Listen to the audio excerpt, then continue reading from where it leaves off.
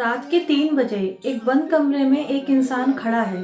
Lights off हैं, temperature अचानक गिर जाता है, रिकॉर्डर ऑन है और साइलेंस के बीच एक आवाज़ कैप्चर होती है। यहाँ कौन है? पर सवाल ये नहीं है कि आवाज़ किसकी थी। सवाल ये है, क्या जो इंसान ये सवाल पूछ रहा था वो खुद डरता था? ये कहानी है उस आदमी की जो भूत प्रेत को चैलेंज करता था, अंधविश्वास के खिलाफ खड़ा होता था और फिर एक दिन खुद एक अनसॉल्व मिस्ट्री बन गया। ये कहानी है गौरव तिवारी की। इंडिया में जब भी पैरानॉर्मल इन्वेस्टिगेशन की बात होती है, एक नाम सबसे पहले याद आता है, गौरव तिवारी। वो इंसान जो कहता था हर अजीब चीज पैरानॉर्मल नहीं होती और हर पैरानॉर्मल चीज भूत नहीं होती। कैमरे के सामने वो शांत रहते थे, पर अंधेरे कमरों में जहाँ ज्यादा लोग जाने से भी डरते हैं, वहीं गौरव खड़े होकर सच ढूंढते थे।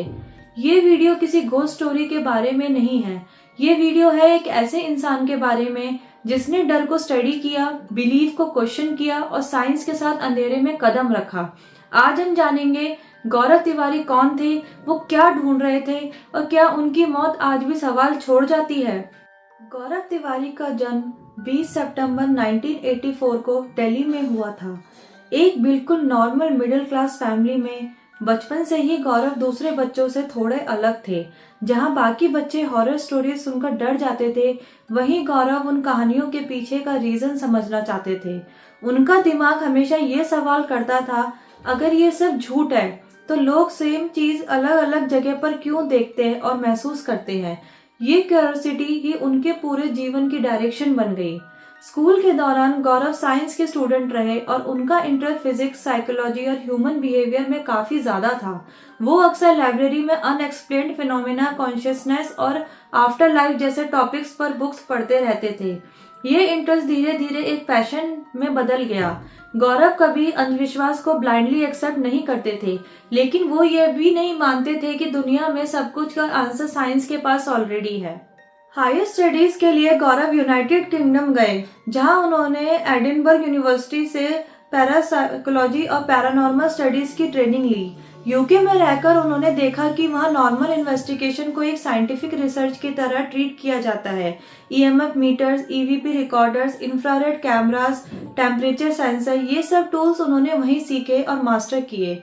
उनका मानना था कि अगर पैरानॉर्मल को समझना है तो डर के साथ नहीं, डिसिप्लिन और डॉक्यूमेंटेशन के साथ अप्रोच करना होगा। इंडिया वापस आकर गौरव ने इंडियन पैरानॉर्मल सोसाइटी की फाउंडेशन रखी। आईपीएस का मेन गोल सिर्फ हॉन्टेड प्लेसेस इन्वेस्टिगेट करना नहीं था, बल्कि लोगों को एजुकेट करना था, स्पेशली उन लोगों को जो हर अजीब आवाज या शैडो को भूत मानकर पैनिक कर जाते थे। गौरव खुद को कई बार कहते थे, fear is the biggest ghost. उन्होंने कई केसेस में प्रूव किया कि sleep paralysis, infrasound, carbon monoxide leakage और साइकोलॉजिकल स्ट्रेस की वजह से लोग पैरानॉर्मल एक्सपीरियंस फील करते हैं। गौरव तिवारी को रियल फेम मिली टीवी शोज के थ्रू, जैसे हॉन्टेड नाइट्स और बाद में हॉन्टेड इंडिया। इन शोज में उनका अप्रोच बिल्कुल यूनिक था। न ओवर एक्टिंग, न लाउड बैकग्राउंड, न म्यूजिक, न फेक जंप स्केयर्स। वो कामली जगह को ऑब्जर्व करते, हिस्ट्री चेक करते, लोकल से बात करते और फिर इन्वेस्टिगेशन शुरू करते। जब भी कोई अनएक्सप्लेन्ड एक्टिविटी मिलती तो वो तुरंत यह भी एक्सप्लेन करते कि इसका लॉजिकल रीजन क्या हो सकता है। इसकी वजह से ऑडियंस उन्हें सिर्फ एंटरटेनर नहीं बल्कि ट्रस्टवर्दी इन्वेस्टिगेटर मानने लगी। उन्होंने इंडिया के कई फेमस हॉन्टेड लोकेशन इन्वेस्टिगेट किए, पुराने forts, abandoned buildings, hospitals, schools और रेसिडेंशियल फ्लैट्स। कई बार उन्होंने खुद माना कि कुछ इंसिडेंट्स का क्लियर एक्सप्लेनेशन नहीं मिल पाया, लेकिन वो हमेशा ये कहते थे कि अननोन का मतलब भूत नहीं होता। ये ऑनेस्टी ही उनकी सबसे बड़ी स्ट्रेंथ थी। लेकिन 7 जुलाई 2016 का दिन गौरव तिवारी के फैंस और फॉलोअर्स के लिए एक बड़ा शॉक लेकर आया। गौरव अपने द्वारका दिल्ली के फ्लाइट में डेड पाए गए। इनिशियल रिपोर्ट्स के मुताबिक उनकी डेथ एस्फिक्सिएशन की वजह से हुई, लेकिन डेथ के सर्कमस्टेंसेस इतने अनयूजुअल थे कि इन लोगों के दिमाग में तुरंत सवाल उठने लगे। मेडिकल, सोशल प्लेटफॉर्म्स और फोरम्स पर कई थ्योरी सर्कुलेट हुई।